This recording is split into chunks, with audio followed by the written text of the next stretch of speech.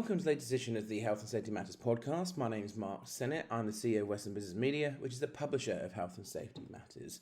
And as always, this podcast is kindly sponsored by the Health and Safety event. And if you don't know about the Health and Safety event, where have you been? It now takes place in April. Back next year it's going to be, and it's going to take place at the NEC in Birmingham. Now it's completely free to attend, and it's co-located with the fire safety event, the security event, and the workplace event. Now, we're a very proud lead media partner of that at HSM, and we've got a stand there, and it's now the single biggest health and safety exhibition in the UK, jam full of CPD content as well.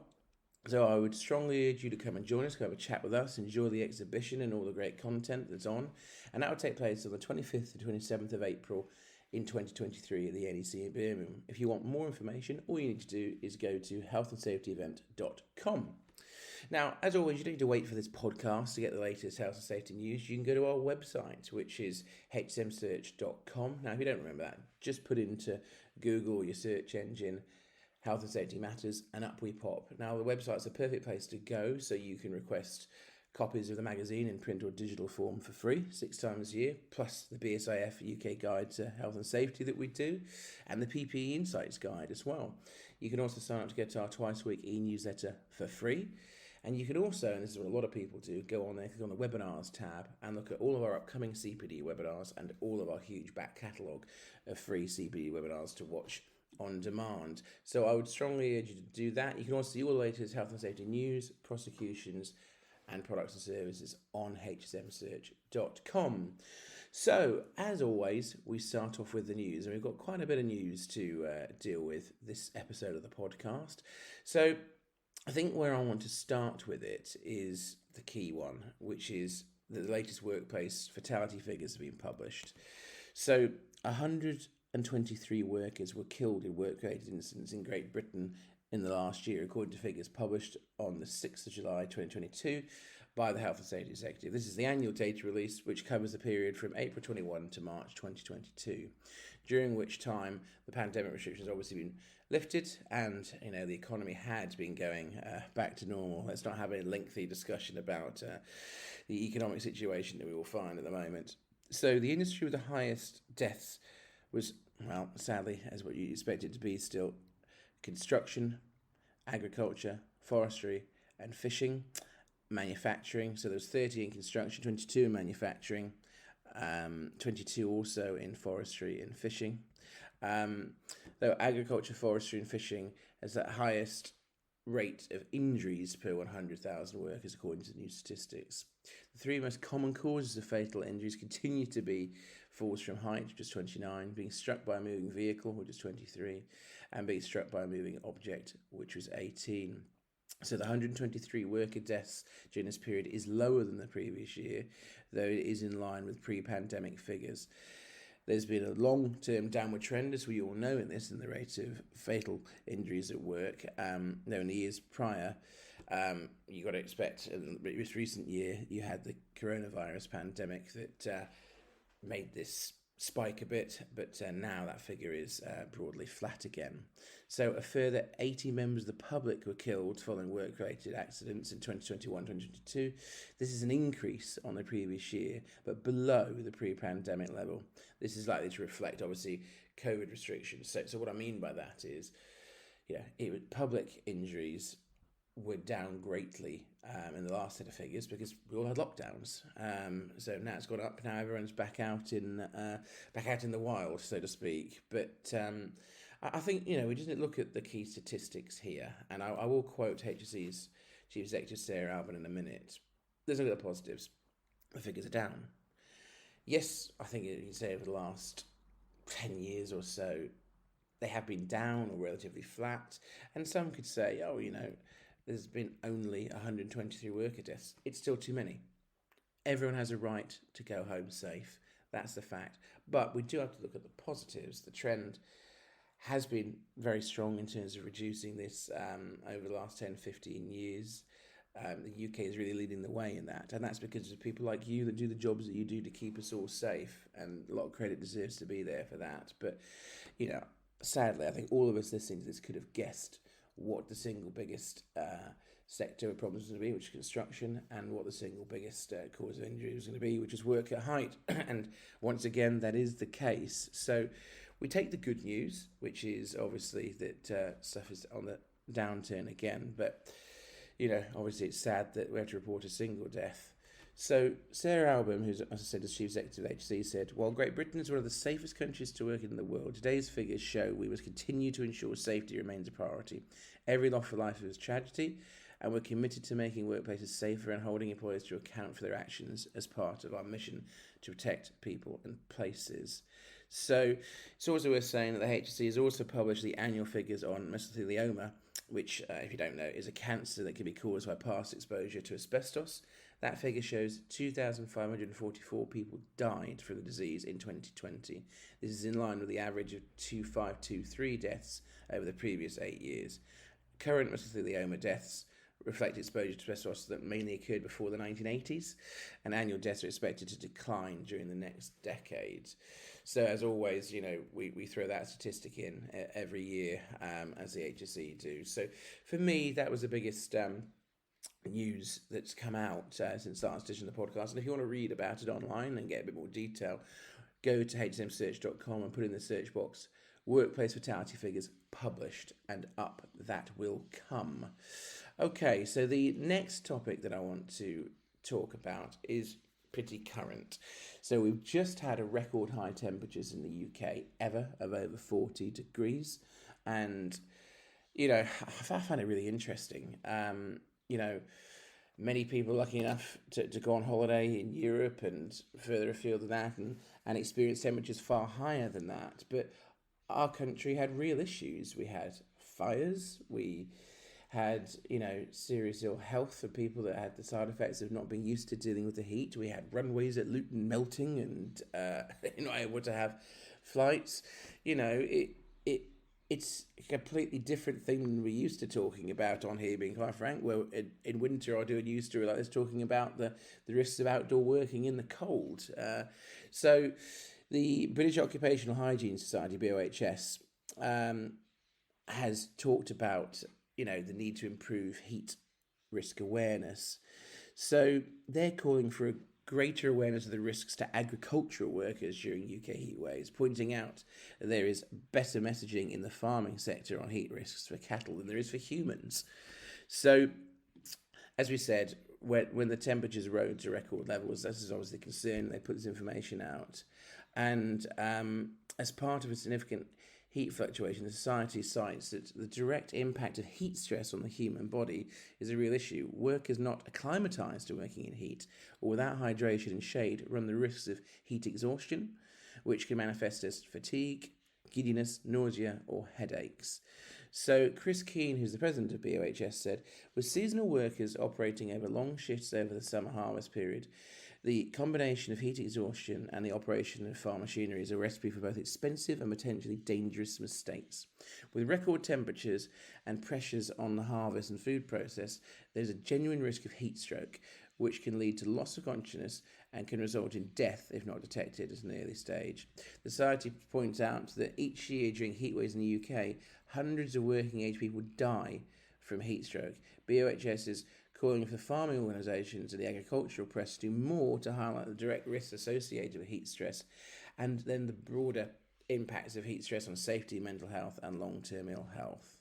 So their call comes as MPs have laid down an early day motion to limit the threshold for working temperatures to 30 degrees. So this is an interesting topic. I mean, I've got to say, it was truly odd looking at the national press talking about excessive heat in the UK, not what we're used to doing. I mean, like anything, you have to take obvious steps to make sure that people aren't, make sure there's proper ventilation if you can, making sure that people are aware of the risks of overheating, make sure they've got the proper amount of fluids, making sure they've got skin protection, for example, from the sun if they're outdoor workers. That is something that really needs to be considered. So, I mean, it is interesting, though, the whole country almost wanted to come down to a standstill for temperatures that are the highest on our record and were very hot. But we're actually, somewhat par for the course for large parts of Europe in the summer. I do feel like our European and international counterparts are more equipped to deal with this than the British, to be honest. We seem to not know what to do in this situation.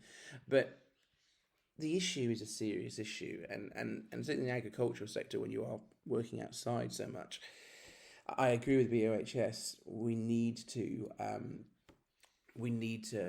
highlight the risks and what you need to do to protect people in these situations. I think we all accept that our climate is changing in the sense, we are going to have to deal with more heat waves in the United Kingdom. That is going to happen. I mean, whether an early date motion to limit the work temperature for 30 degrees is the right situation, I don't know. These things obviously are going to have to be discussed as our climate increases. We are going to have to evolve and deal with increased temperatures, that it seems. But what does need to be done is employers need to make a huge effort to make sure workers are protected and aware of the risks. That is something I completely agree with. So the other thing that I wanted to talk to you about was the HSM Digital Conference is now coming back. As we had a huge success last year with over 2,500 of you taking part, it is now a 2-day free-to-attend digital conference on the 5th and 6th of October. Everyone that goes gets CPD, and you can network with each other by sending direct messages to each other, have live chats in the room with everybody, request video calls. You can also find out more information on our sponsors, which are Eco Online, Intellect and Safety Chair. You can go on the sponsors tabs and you can see exclusive PDF and video content that's there for you to enjoy, and you can get in touch with them. But it is a 2-day digital conference that you can do from your own home. And, we have got a great lineup of speakers. We've got the BSIF, as you'd expect. Alan Murray's delivering a session. We've got sessions on making PEEPs personal from Adam Walden, who's the principal consultant of Safety Chair. We have got a session from NEBOSH, Natalie Sherborne, on managing workplace stress from a distance. We've got Kevin Bampton from BOHS, who we were just talking about hearing protection, mental health, physical safety, sustainability. And that's just day one. Day two, we've got an address from the Health and Safety Executive. We have got a session on mid-market orientated how to build a business case to do with health and safety from Toby South from Intellects. We have got the Line Manager Paradox, the value and impact of line managers on workplace wellbeing, being delivered by the British Safety Council. We've got a session being delivered from IOSH as well. So, and there's plenty more still to announce. As I said, that takes place on the 5th to 6th of October 2022. It's completely free to attend, and I really hope you do for any or all of the 2 days. And if you want to register, it's completely free to do so. Go to hsmdigitalconference.com. That is hsmdigitalconference.com. Well, now we're going to break up the news for a moment, and we're going to bring in our main guest for this edition of the podcast. And I'm delighted that we've been able to sit down with Peter McGettrick, who is the chair, who has been for the last 9 months actually, of the British Safety Council. Peter is someone that I know very well because he's also at Turner and Townsend, and I've known him for a long time. And Peter's been involved in the British Safety Council for a number of years, and as he'll tell you, is a health and safety practitioner with decades of experience. So this is a really interesting interview. It tells us all about what Peter's role at the British Safety Council is, what the British Safety Council are trying to do, the problems that they face, their ambitions, what they want to do over the coming years during his tenure there, and also reasons why you guys should consider becoming a member of the British Safety Council. So I sat down with Peter earlier, and here's what he had to say.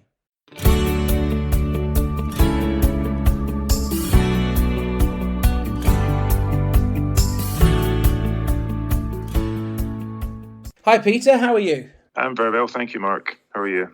Yeah, good. I mean, this is a pleasure for me. We've known each other for a number of years and worked together in your day job at Turner and Townsend on many projects. But this is going to be enjoyable for me because for those that don't know, you've taken up a very exciting role at the start of the year, haven't you? You are the chairman now of the British Safety Council. Can I ask you, how did this role come about for you?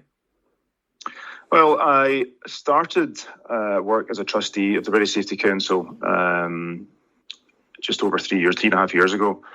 And I've been working as a trustee there. I laterally became deputy chair to the then chair, Lawrence Waterman, who was a fantastic safety professional and very senior person in the field. And it's been great to be able to work for Lawrence and work with him and learn from him. Luckily, still have Lawrence on the board of trustees, but Lawrence and I worked very closely together over the past year, and then I took over as chair in October last year. So I've been chair for the last 9 months or so, and it's been a really enjoyable experience. Well, we'll talk more about the role, obviously, through this interview. I mean, we know Lawrence very well. He was the first ever winner of the Lifetime Achievement Awards for the Safety and Health Excellence Awards. Now, you know, Peter, you're still a young man. I think we've got a fair way to go before we can nominate you for that. But certainly that Lawrence is a great guy and dedicated a lot to the service. As you said, big shoes to fill. But just before we touch on the role, so Lawrence was in that post, I think, for 4 years. Is it a fixed term tenure or is it an ongoing basis that you're going to be doing the chair role for? Oh, it's a 3-year tenure. So what Lawrence did is he, after his 3 years, he asked to be nominated for a year with me kind of shadowing him until I became chair. So I start a 3-year tenure from October last year. Well, obviously, we know each other from your day job originally and known each other for a long time at Turner and Townsend. And since we've known each other, life has definitely changed for both of us. You've had a meteoric rise through Turner and Townsend. And that we were talking off air just how much that business has grown. So for those not familiar with you and Turner and Townsend, can you tell us a bit more about your personal career experience in health and safety and about the role that you do at Turner and Townsend? Yeah, of course. So I am a chartered safety practitioner and I have been for over 20 years. So I joined Turner and Townsend in 2016 to look after their safety, health and quality business. And before that, I was at Capita for 15 years and I was laterally divisional MD looking after a number of businesses, including health and safety. So I've always been in and around the health and safety market, if you like, and since I started at Turner and Townsend, I looked after the health, safety and quality business for 2 years, and then I get moved into my current role, which is the Managing Director of Advisory, which is really our kind of specialist and technical services, includes health and safety, but a number of other services, just under 600 people. And, Turner and Townsend are a big global professional services business focused on program management, project management, cost management, and the advisory businesses that I run are really about driving better performance on big programs and operations and projects. And so I've been really lucky to work for a growing business that is focused on trying to improve the industry and trying to drive better performance. But do it in an authentic and with integrity, an authentic way with integrity. So it's been a fantastic place to be able to work and learn from the really best people in the industry. And it cuts across, I guess, some of the big themes in the British Safety Council, such as in Turner and Townsend, we just recently launched our purpose, vision, and values, and that's about being green, inclusive, and productive. And the British Safety Council have a Time to Breathe campaign, which is about trying to support the issues faced by outdoor workers when it comes to pollution and the ambient air pollution that exists that really affects outdoor workers. So there's been a number of crossovers there, which has been great to be able to be involved in. Well, it's funny you say that when you join that company. It's probably about the time that we met each other. I was thinking before we did this interview. I remember one of our first catch-ups that we had, you invited me to the headquarters to come to a mock trial. I don't know if you remember this, of fire safety. Little did I know that you would stitch me up and put me as the defendant in the mock trial as soon as I arrived. Yes, I remember that.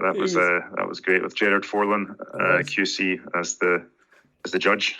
It was great. I mean, you've always been innovative and stuff like that. You know, you had a great audience of clients coming to that, and you've always been focused on raising standards, whether it's been on fire safety and health and safety. And I want to touch on that now as you as a person. Obviously, I know you, but I want to get this opportunity so our listeners can get to know you a bit more. You've touched on your career, and I actually, to be honest, I didn't realise your career was as long as it was. And I look a lot older than you, is what I'm thinking when I see that. But you have been in the sector a long time, and you talked about some of the roles you do now and in the past, but what do you think you bring to this role as chair of the British Safety Council? What skill set do you think you personally bring to it?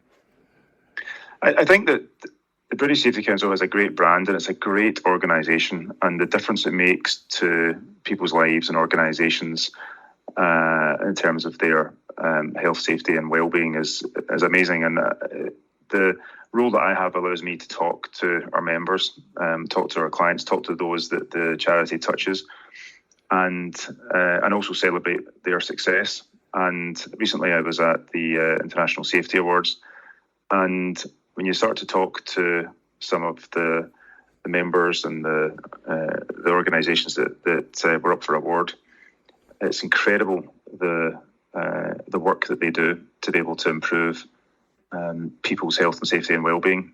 And you touched on my career. I mean, I grew up in the 80s where you had Piper Alpha, you had Zeebrugge, you had Lockerbie, you had, countless train crashes. It was a time where, people really, in certain industries, were dying at work because of poor safety standards. So it's always been a passion of mine to get involved and try and improve the standards in the industry. And when I see, the British Safety Council work that goes on and the high standards that they aspire to support members and support organisations achieve is really fantastic, and it's great to be involved. And I think that excitement and that passion that comes from seeing positive change and seeing where we can make a difference is really inspiring. And I think that what I bring to the role is that kind of history of being able to raise standards, but also a passion for getting involved and trying to make sure that the organisation is supported to be the best it possibly can be. And I think that the impact that the British Safety Council has, not just in the UK but globally, is pretty big. And I've been able to see that, and I think it can have an even bigger impact because really across the globe there are still people dying at work. There's still people going to work not knowing if they're going to come back. I think that what I'm trying to do is to make sure that we've got as big as impact as possible and as far-reaching as possible to try and improve those standards where they need to improve. Yeah, and we'll talk about the British Safety Council as well. I mean, all of our listeners will know who the British Safety Council are, and it's very much a very progressive and growing organisation over recent years in particular. And I would encourage anyone listening to this to become a member of the British Safety Council, and we'll talk about that a bit more in a minute. But now that you are 9 months nearly into this role, can I ask you, what were the aims you had coming into the role, maybe still have? You've got a 3-year tenure, as you've said, at the moment. What are your aims for being chair? What would you personally like to achieve or help lead? I mean, you've touched upon it there a bit. We can see what's important to you of keeping people safe, and we talk about that on the podcast a lot, that there is still people dying at work. It's much reduced in the UK, but the target number is 0, obviously. But what are your personal aims in this role? I think that I came into the role at quite an interesting time. We had COVID, people were coming out of COVID around that time, and organisations were struggling with trying to deal with a massive wave of mental health. The realisation that people come first in their organisations, then that in order to get the best out of people, you need to make sure that they're thriving at work, that you're looking after their well-being, the amount of time people spend at work. means that organisations, do have an increased responsibility to make sure that they look after their people. And I think that as organisations come out of COVID, one of my big aims is to make sure that it's not just that people are safe and don't suffer injuries or ill health, but they thrive in their workplace. And we've recently launched a Keep Thriving campaign in Parliament last month, which where I hosted an event with a couple of senior MPs, and we were able to really get across the key message that about it's important that people, when they go to work, that they're able to thrive, and that organisations take the right steps to facilitate that and make that happen. And this isn't a high cost investment. This is just about making sure that you're putting people at the heart of your strategy, and that you're making sure that you've got that senior leadership in place to help people thrive in the workplace. And I think that's a really important aim of mine over the next few years, is to make sure that we are really in that not just health and safety, but health, safety and well-being as well, being a natural extension of that. Well, actually, I was going to touch on that. I mean, the British Safety Council have been as visible as anybody in the last, I'd say, 12 to 24 months, whether to do with health and well-being. You've been very publicly speaking on that as an organisation. You were right at the front of, when we come to health side of things to do with the pandemic. It does seem to be that the British Safety Council has really focused on not just health and safety, but health and well-being is absolutely at the core of what you do now, isn't it? It is, absolutely. And as the UK standards improve, it's a natural extension into that space, because if you look at the reasons why people are off sick at work, or if they're not reaching their potential, a large proportion of individuals have poor mental health, or they're not getting the right support at work, or they're not thriving at work. And so in terms of making sure that the British Safety Council is still relevant in mainstream health, safety and wellbeing, it's important that wellbeing is seen as equally as important as health and safety. And COVID has absolutely amplified that over the past couple of years. And I think it will take several years before we're able to see the full impact. Yeah, I'd agree with that. And we've covered the well-being aspect that COVID gives for remote workers. And when I've interviewed Diart from Nebosh, so listeners to the podcast will be very familiar on that. So one question I wanted to ask you. So now you have been in the post for the amount of time you have, about 9 months. How are you finding the role? You seem really excited to be in it. We talked about it off air, and we're always talking about it now. You seem as enthused as I've ever seen you on stuff. You seem to be really enjoying the role. Yeah, it's great, and we've got a great executive team. We've got a great board of trustees who all work really well, really close together, and we all are marching in the right direction for a common goal, really. So that makes my job a lot easier, and it's a pleasure to work with the teams that I have, and it makes it very enjoyable. So it's hard work, but it's a lot of fun as well. And when you're trying to help organisations do the right thing, and you see the fruits of that, it's incredibly motivating. So it is great. And the British Safety Council does a lot of work in India as well, and India is probably our fastest growing market. We've had an office there for a number of years. And I was actually talking to our country manager recently, and we're about to look at a proposal for further investment there, because it's really a growing space. The British Safety Council has a fantastic brand in India, and I see that being a big part of our future as well. And not just India and the UK, but the Middle East and other geographies as well.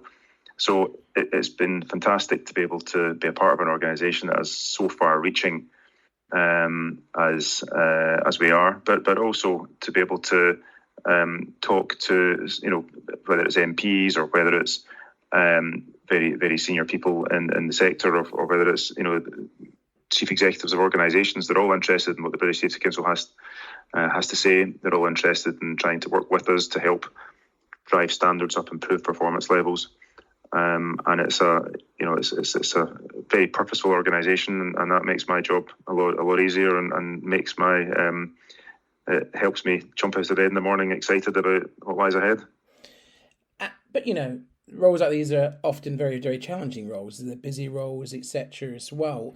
Can I ask you, what are the main challenges you think are facing the British Safety Council? Now, you could answer that how you wish. You could talk about structurally as an organisation, or you could talk about the wider health and safety sector issues as a whole. I'm just interested in your role now. What are you finding to be the main challenges now you're in post? Well, I think that partly it's natural to look at the organisation in terms of the impact it can have to help others. But, life has changed in the last couple of years with regard to, working remotely and the needs of people, and the British Safety Council have to change as well. So I guess that one of the challenges I have is about, not least, supporting the executive to be able to make sure that the British Safety Council's is modernises as well, at the same time as we're having the biggest impact we can in the market. So I think that these changes don't just affect our members or other organisations; they affect the British Safety Council as well. Still over 100 members of staff, and we're a big organisation, and it's important that we act with integrity and make sure that we practice what we preach in terms of giving our own people focus on their well-being, and focus on making sure that we're modernising in terms of remote working, and making sure that we are doing the right things there as well. So that's one of the challenges as we move forward, is making sure that we're both looking at our own organisation as well as helping others. And obviously I said at the start of this podcast interview that I would urge anybody to become a British Safety Council member. And if you want more information about becoming a member, or about what the British Safety Council do, you can go to www.britsafe.org. But Peter, just want to throw this open as a chance to you. If people listening here aren't a British Safety Council member, and you are a safety and health practitioner, that's what you are. You said right from the start, going back now for over 2 decades.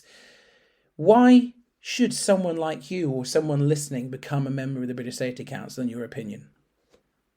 I think being a member, you obviously get access to lots of information and lots of resources, which is particularly useful in times like COVID, where organisations were wondering what do we do. And actually, during COVID, we were able to provide information free of charge and resources free of charge for anybody to access, which was great to be able to do.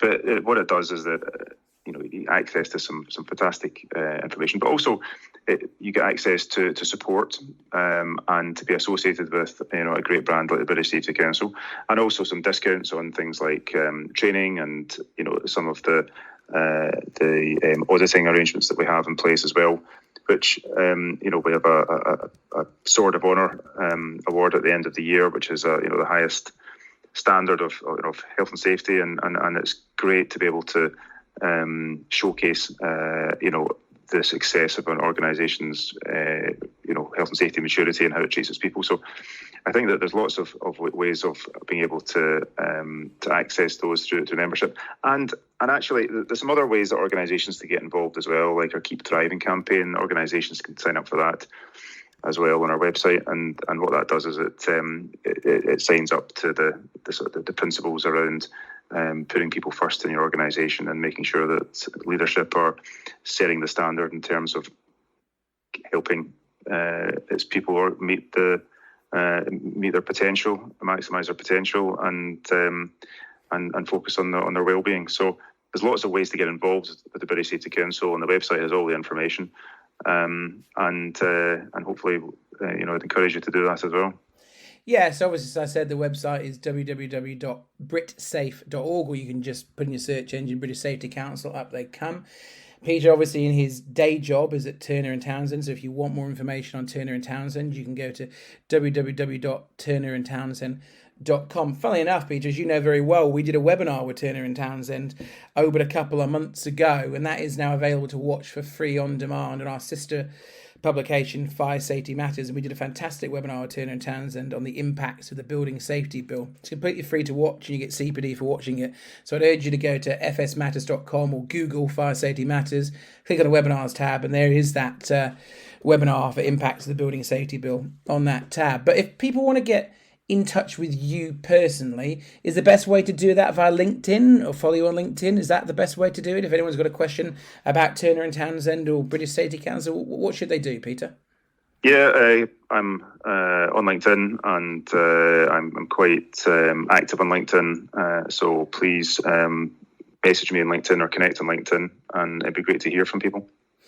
Brilliant. Well, thank you so much for your time today. I could say congratulations on the role, but you've had it a while now, and we purposely waited so you were in post so we could have this discussion. But, you know, on a personal level, I'm thrilled for you, and it's great to see you really enjoying it.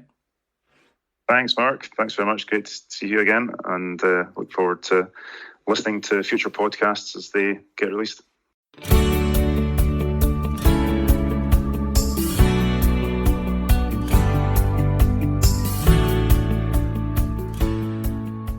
So now we return to the news, and as I said before, you don't have to wait for this podcast to see all the latest news in health and safety sector. You can go to our website, which is hsmsearch.com, or just put it into your search engine on internet, Health and Safety Matters, and up we pop. So the next news story is something that is particularly important to me. This is big news for us at Health and Safety Matters, and that is the fact that Western Business Media, my company, and the publisher of HSM, has extended our strategic partnership with the British Safety Industry Federation.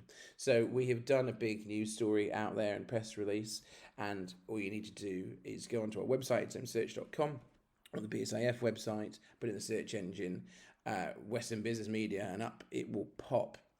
You know, we have been key strategic partners of the British Safety Industry Federation for many a year. And I'm absolutely delighted that we can announce that we've got another 5-year extension that will start from this December for an additional 5 years. We work so closely with the British Safety Industry Federation. We're their official journal, and we're very, very proud of that. Obviously, we do more than just be the official journal. We cover, obviously, all of their news and the great work the British Safety Industry Federation does. We have exclusive content that comes from them. You know, they supply a number of things for us in terms of experts, whether it's on this podcast, whether it's on CPD webinars, digital conferences. You know, they're a great resource for us to have experts in health and safety that are really championing the improvement of standards in health and safety as a whole.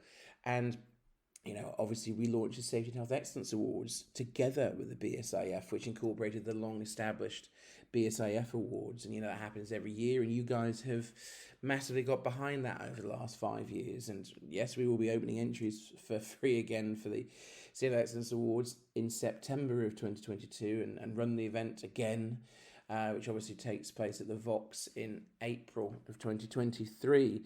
And it has become the biggest networking do in the sector, something again we're proud of. We do the annual guide to UK fire safety, the BSIF guide as it's called, every December, and that is the go-to annual guide for the health and safety sector. So it's something that, you know, I'm phenomenally grateful to the BSIF board, particularly CEO Alan Murray, for trusting us to want to extend this partnership. It was the first contract myself and my two business partners signed the day after we did a management buyout to buy this company, about 3 years ago. My first day at the company, going back 6 years ago, I had to write the press release for my then bosses, Neil Weston and Tim Else, about the partnership with the BSIF. It was new to do with the health and safety event, and the magazines at the time had already had the support, but the event hadn't, and BSIF is still partners of the health and safety event, and I'm very proud of that. So that was the very first thing I had to do on my very first day. So obviously I've known the BSIF for years before that, from being a journalist in the sector. So the relationship with the BSIF, the importance of it cannot be understated. It's something that we're very, very, very proud of and delighted to be able to extend. And it gives us, what does it mean to you? Well, it gives us access to get quality information from the BSIF to spread their message is what they get out of it too. And, it really raises awareness about the work that they do. So to Alan and everyone at the BSIF, I know you already know this, but thank you for sticking with us. I'm really excited about the stuff that we'll do over the next 5 years. And we will get Alan back on the podcast at some point. But, Alan is quoted in the press release, and Alan Murray said, "I'm delighted on behalf of the BSIF membership to continue the strong relationship into the future. This partnership has been fruitful, progressive, value-adding, and taking our key messages right across the relevant media platforms. Good safety is a strength of businesses, assisting in key areas beyond just safety into productivity and sustainability. The BSIF and Western Business Media relationship, which obviously has HSM at the core, is vital in spreading and amplifying these crucial messages." So thank you, Alan, for that quote. And that's big news for us, and we're absolutely delighted to be able to share that with you. So some other news for you, a couple more things to cover on the news aspect here. So this one I want to share with you. It's a prosecution, well, kind of prosecution, you'll understand what I'm saying in a minute. It's actually a Crown censure. Now, we don't cover these very often because they don't happen very often, thank heavens. And if you don't know what a Crown censure means, it's effectively health and safety failings that would have led to a prosecution if it wasn't a government department or part of the government. And in this situation, it's the Ministry of Defence. So they can't be prosecuted in a court of law for that reason and fined, etc., because they're not an external business entity, etc. So I always find these interesting to cover, and it shows that people are being held to account, even in departments like the Ministry of Defence. So the MOD has been issued with a Crown censure by the Health and Safety Executive after a Royal Marine recruit died during a routine training exercise. On the 21st of January 2020, Royal Marine recruit Ethan Jones drowned while taking part in a training exercise involving a night beach landing in Chunguntal Beach in Cornwall. As the final part of their training, the recruits took part in an exercise which included disembarking from a landing craft into the sea and wading to shore. The depth of the water was deeper than anticipated, and a number of recruits were submerged and had been rescued. Recruit Ethan Jones was sadly found floating next to the landing craft. Although he was recovered from the water and transported by air to hospital, he tragically died 3 days later. So the Health and Safety Executive obviously investigated the incident and found the MOD had failed to undertake a suitable and sufficient risk assessment, failed to properly plan, failed to properly supervise, and therefore failed to ensure the safety of their employees during what should have been a routine training exercise. By accepting the Crown censure, the MOD admitted breaching its duty under Section 2.1 of the Health and Safety at Work Act 1974. HSE Inspector Emma O'Hara said on this was a very serious incident which has resulted in the death of a young Royal Marine recruit at the start of his military career. Just like any other employee, the MOD has a responsibility to take all reasonably practical steps to control the risks to the safety of its employees. In this case, they failed to do so. HSE fully recognises the importance of properly manage realistic military training, but this does not mean the training itself should pose recruits to uncontrolled or inadequately controlled hazards. HSE expects training exercises to be properly planned, managed through suitable and sufficient risk assessments and safe systems of work. What an absolutely tragic story this is. It's a very different fatality to cover. Now, listen, the work that our armed forces do is phenomenal. And I don't mind saying that. They deserve all the respect in the world of keeping us safe when we need to be kept safe. The brave men and women that are part of that, I tip my cap to. And yes, they know they're risking their lives doing this. They know it's as dangerous a job as you can do. You are willing to lay down your life for your country doing this job. But not this. Not in a training exercise. Now, it's very difficult. It's maybe the most difficult thing you can possibly have to prepare for, a training exercise that is meant to imitate a real-life war situation. But this is a drill, and HSE are absolutely right that the MOD should have done more to make sure that suitable and sufficient risk assessment and properly planning this. No one should be dying in a training incident.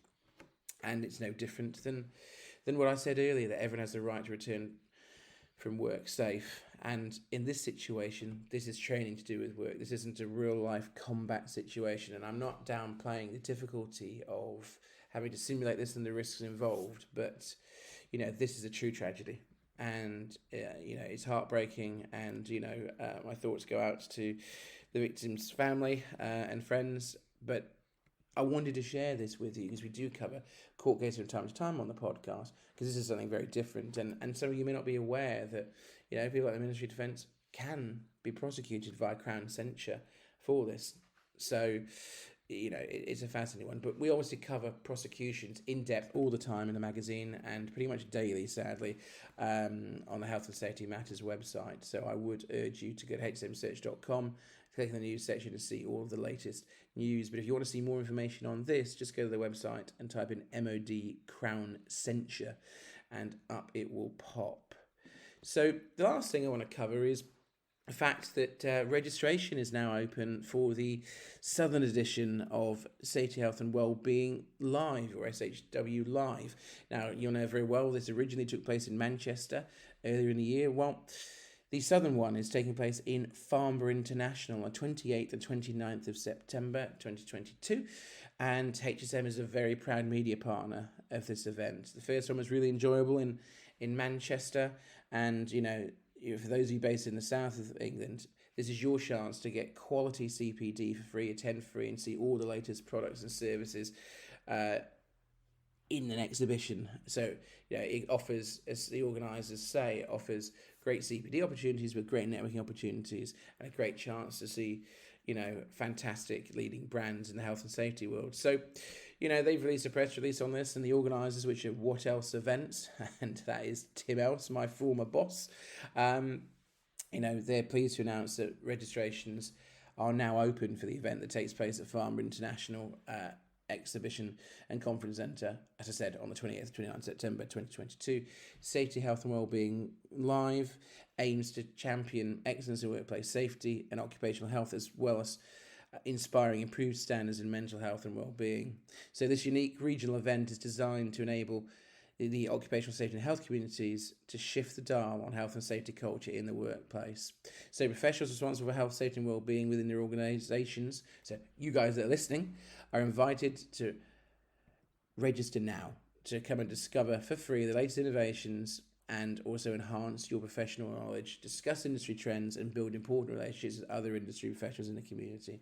SHW Live's exhibition brings together industry-leading brands and suppliers showcasing the latest innovations, including live demonstrations and application inspiration to give OSH professionals the tools they need to enact real change in the workplace.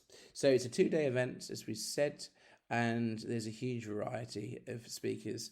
These events are delivered in collaboration with the Health and Safety Executive, and other key event partners include the British Safety Council, NEBOSH, BOHS, Safety Groups UK, UCARTA, the Institute of Occupational Medicine, and Safety for Good. So, there's a lot to look forward to there. I'm looking forward to going. HSM will have a stand there and all the magazines around the theatres, etc. And, we're very, very excited to be there. And, this event really brings health and safety to the regions. There's a north one and a south one for a reason. And, the southern one, it's your chance to go. If you didn't go to the first one, you missed out. Hope you go and come and chat to me and others on the 28th and 29th September. But if you want to register for free, all you need to do is go to www.safetyhealthwellbeing.live. That's safetyhealthwellbeing.live, or just throw into Google or your search engines Safety, Health and Wellbeing Live, and up it will pop. And it is entirely free to attend. Well, that's all we've got time for in this edition of the Health and Safety Matters podcast. As I've said throughout this, you can see all the latest health and safety news, prosecutions, products and services, and a huge back archive of CPD webinars and all our upcoming CPD webinars on our website, which is hsmsearch.com, or just throw into a search engine Health and Safety Matters, and up we will pop. You can register to get copies in print or digital of our magazine for free via the website. You can sign up to our twice a week e-newsletter on there. And as I said a moment ago, you can, of course, get all of our upcoming and past webinars on there. So do go to hsmsearch.com. I'd like to thank again our sponsor of the podcast, who once again is the Health and Safety event. And as I've mentioned, if you haven't gone to it before, you're a fool. It's a great 3 days, and the next time it happens is the 25th to 27th of April 2023 at the NEC in Birmingham. It is the single largest health and safety exhibition in the UK. It's a true national show, and it's collocated to the fire safety event, the security event, and the workplace event. So if you want to find out more information about that, all you need to do is go to www.healthandsafetyevent.com. In the meantime, please do follow us on LinkedIn and Twitter.